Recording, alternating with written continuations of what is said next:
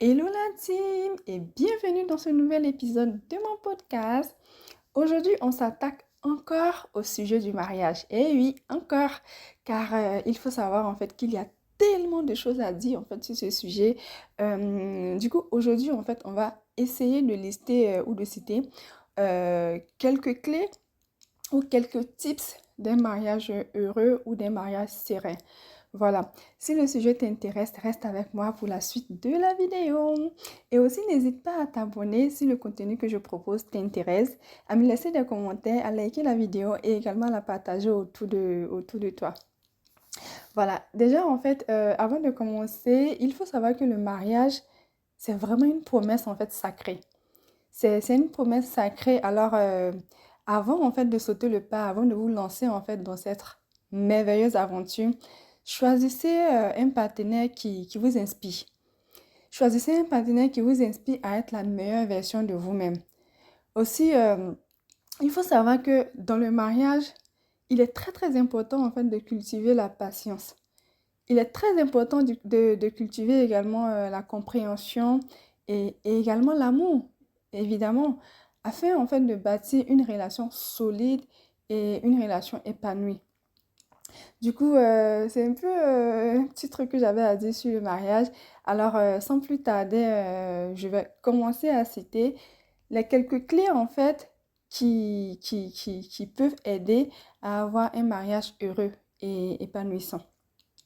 Du coup, première clé, c'est qu'il faut comprendre déjà des deux côtés, hein, que ce soit la femme et l'homme, il faut comprendre que le mariage est une responsabilité religieuse.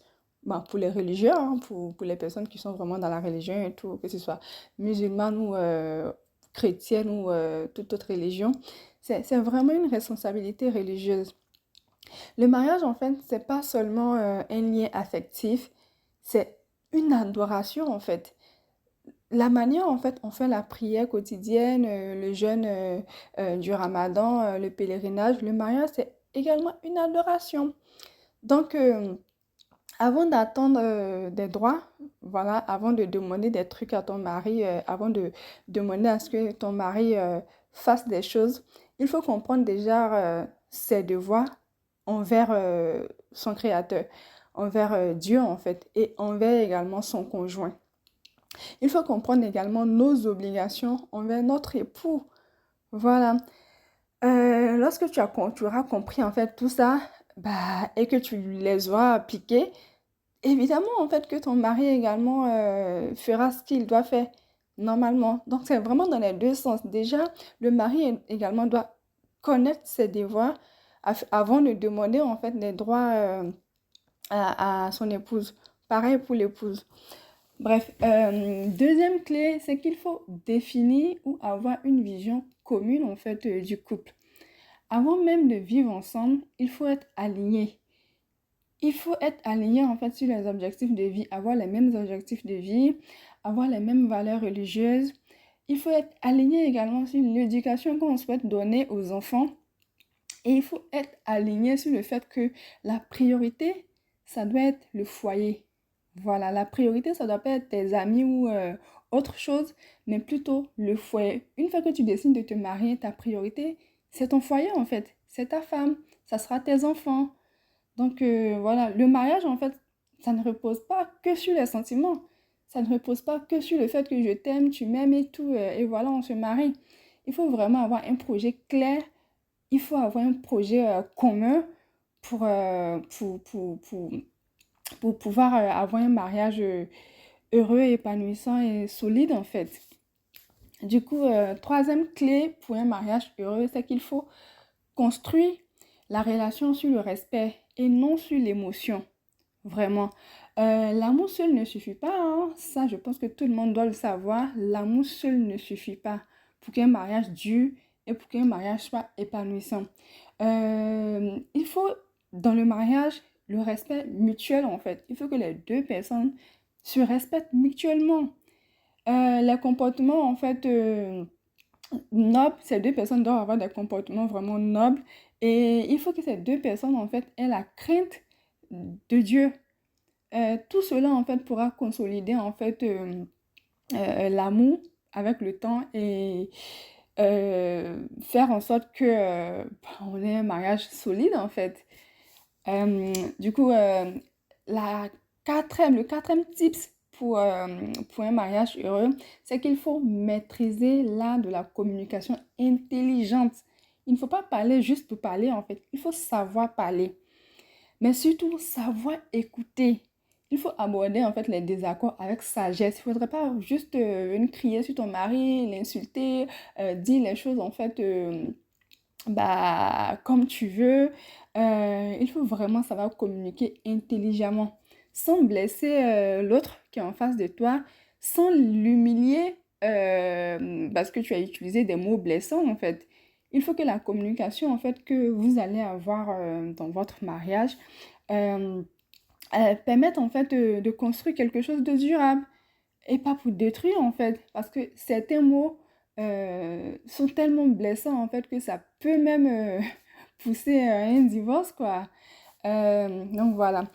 Cinquième clé pour un mariage heureux, c'est qu'il faut connaître et assumer ses rôles, ses responsabilités et tout. L'homme et la femme, bien évidemment, ont des responsabilités complémentaires. Du coup, connaître son rôle permet d'éviter les conflits liées aux attentes en fait irréalistes. Voilà, quand on décide de se marier et tout, on a des responsabilités et ces responsabilités se complètent en fait. Du coup, lorsque chacun connaît ses responsabilités, normalement, il n'y a pas de conflit, hein. Du coup, sixième clé pour un mariage heureux, c'est qu'il faut savoir gérer les conflits avec intelligence. Un désaccord n'est pas un échec. C'est normal en fait d'avoir des désaccords. Ce qui compte en fait, c'est comment on gère ces différences-là. Voilà. Lorsqu'on a un désaccord, il faut savoir rester calme, il faut savoir vraiment aborder ce désaccord avec beaucoup de recul, sans aucun orgueil et tout. Pardon, sans aucun orgueil. Et il faut savoir également faire des compromis, quoi. Voilà, les conflits, il y en aura tout le temps, hein, que ce soit dans le mariage, dans les amitiés et tout. Lorsque deux personnes sont vraies, sont honnêtes et tout, bah, il y a forcément des désaccords. Le plus important, c'est vraiment comment faire pour gérer ça, en fait, sans que ça ne dégénère, en fait. Et voilà, septième en fait clé pour un mariage heureux, c'est qu'il faut prioriser l'effort personnel avant de vouloir changer l'autre. Déjà, avant de critiquer en fait l'autre en face, critiquer son comportement et tout le monde en fait a des défauts. Donc déjà, toi, tes défauts, essaie en fait de travailler là-dessus avant de vouloir en fait faire en sorte que l'autre en face change ses défauts. Donc, il faut vraiment se concentrer sur ses propres manquements avant de pointer du doigt ceux du conjoint, en fait, ou de la conjointe. L'auto-amélioration, en fait, est la meilleure manière d'inspirer, en fait, l'autre en face de toi à faire de même. Si toi, tu as des défauts, tu connais tes défauts, ton conjoint connaît tes défauts également, et que toi, tu fais vraiment l'effort de corriger ces défauts-là, ton conjoint en face, normalement, il est censé savoir ses défauts, même s'il ne connaît pas en fait ses défauts. Et que toi, tu l'as déjà en fait signifié une fois, deux fois, c'est suffisant. Normalement, s'il voit en face en fait que toi, tu travailles en fait sur tes défauts, ça devrait également l'emmener à travailler sur ses défauts en fait.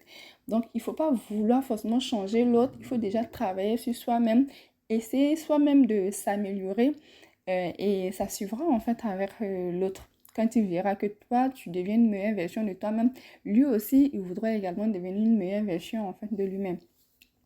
Donc, huitième en fait tips pour avoir un mariage heureux, c'est qu'il faut savoir être endurant et persévérant dans les moments difficiles. Dès qu'il y a un moment difficile, il faut pas directement penser au divorce ou directement penser au pire et tout. Il faut savoir que dans le mariage, en fait, il y a plusieurs saisons. Voilà, le mariage, en fait, traverse des saisons. C'est vraiment plusieurs épisodes, en fait, qui se passent, en fait, dans le mariage. Donc, les crises ne sont pas des faits, en fait. Mais en fait, des épreuves des crises, en fait, les difficultés qu'on peut avoir, en fait, dans le mariage sont des épreuves pour renforcer, en fait, le lien, à condition, en fait, de tenir bon, quoi. Franchement, les moments difficiles, ça va arriver, hein, et plusieurs fois dans le mariage. Le plus important, en fait, c'est de vraiment rester endurant et persévérer, rester dans la prière et tout passera en fait. Donc, je le redis encore, le mariage n'est pas du tout un long fleuve tranquille. Il y aura parfois des embrouilles. Le plus important en fait, c'est de réussir ensemble à gérer ces embrouilles-là en fait. Une fois de plus, sans que ça ne dégénère. Et du coup, neuvième et avant-dernier, en fait, clé pour un mariage heureux, c'est qu'il faut se préserver des influences extérieures et toxiques. Voilà. Protéger, en fait, il faut vraiment savoir protéger son foyer de la mauvaise influence. Par exemple, des réseaux sociaux, des fréquentations négatives, des mauvaises fréquentations, des mauvaises langues également. Le couple doit être en fait une forteresse. Il faut éviter en fait d'aller également raconter ses problèmes en fait de couple à d'autres personnes, genre aux amis ou à la famille et tout. Lorsqu'il y a un problème en fait, régler ce problème à deux, ensemble, en mettant Dieu en fait au milieu en fait de votre mariage ou de votre foyer. Ça sert à rien en fait dès qu'il y a un petit souci dans le mariage d'aller le raconter en fait à d'autres personnes à l'extérieur. Ça ne fera qu'empirer en fait la chose. Parce que si la personne à laquelle tu es allé raconter en fait tes problèmes n'est pas une personne sage, bah cette personne pourra te donner des conseils en fait qui pourront, on va dire, détruire en fait ta relation. Donc voilà, à éviter quoi. Il faut également, dernier type en fait pour un mariage heureux, c'est qu'il faut placer Dieu au cœur du mariage, vraiment. Le meilleur pour la fin, quoi. Il faut placer ton Créateur, ton Dieu, Allah au cœur de ton mariage. Un couple en fait qui prie ensemble, un couple qui se soutient dans la religion et cherche la satisfaction en fait de son Créateur, de Dieu et tout, aura toujours une lumière en fait divine pour le guider dans les épreuves, franchement. Et ça, franchement, c'est prouvé, quoi.